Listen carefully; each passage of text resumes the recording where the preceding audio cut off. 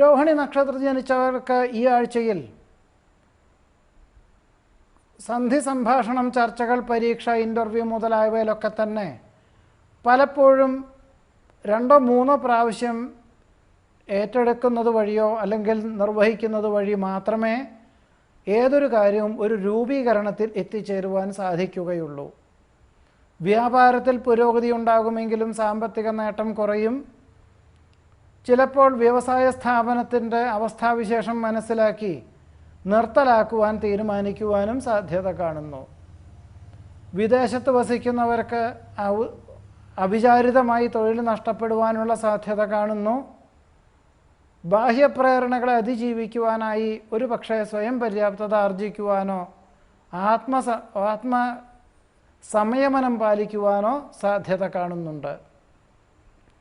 ഗഹനമായ വിഷയങ്ങൾ ലളിതമായി അവതരിപ്പിക്കുവാൻ സാധിക്കും. കുടുംബാംഗങ്ങളുടെ ആവശ്യങ്ങൾ വേണ്ട വിധത്തിൽ നിർവഹിക്കുന്നത് വഴി സമാധാനം, സ്വസ്ഥത, ദാമ്പത്യ സൗഖ്യം എന്നിവയ്ക്ക് യോഗം കാണുന്നുണ്ട്. രോഹിണി നക്ഷത്രത്തിൽ ജനിച്ചവരുടെ ഈ ആഴ്ചയിലെ ഫലങ്ങളാണ് ഇപ്പറഞ്ഞത്.